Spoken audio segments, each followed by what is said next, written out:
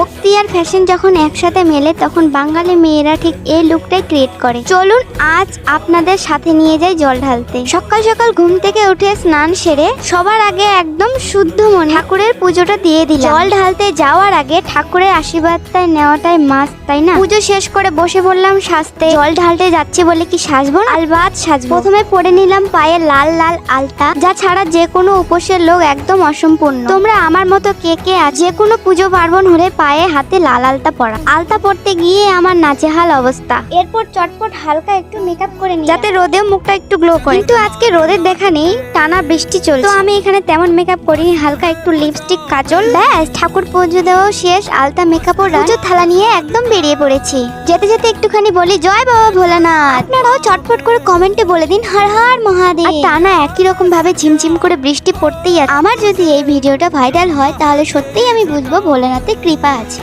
আর তোমাদের দিকে বৃষ্টি কেমন হচ্ছে সেটাও একটু কমেন্টে বলে দিই। সত্যি যারা ভিডিও করে না তাদের জন্য একটা করে ক্যামেরাম্যান দরকার আছে। যেমন আমার হাজবেন্ড আজকে আমার ক্যামেরা ধরে দিল, জীবনও ট্রাই করে। তো এখানে আমি জল ঢালছি। ওম নমঃ শিবায়, ওম নমঃ শিবায়, ওম নমঃ শিবায়।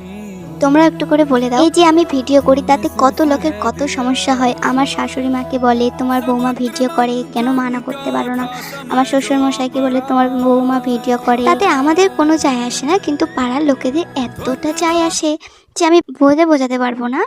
মানে আমাদের ফ্যামিলির কোনো সমস্যা নেই, কিন্তু ওদের যত সব সমস্যা। কেউ যদি কোনো কিছু করতে চায় তাহলে দেখবে চারটা লোক এসে বাধা দিবে, 100% দিবেই। কিন্তু লোকের কথায় কান না দিয়ে এগিয়ে চলতে হবে। লোকের কথায় থেমে গেলে তুমি ওখানেই শেষ, কিন্তু লোকের কথা সাইডে রেখে তোমাকে এগোতে হবে। তারপর আমি এখানে ক্লিপ নিচ্ছিলাম অন্য ভিডিওর জন্য। তো আমরা এখন বাড়ি যাচ্ছি। তো যেতে যেতে একটা কথাই বলবো, ভালো যদি লাগে লাইক কমেন্ট শেয়ার করে দিও, পাশে থেকো। বাই।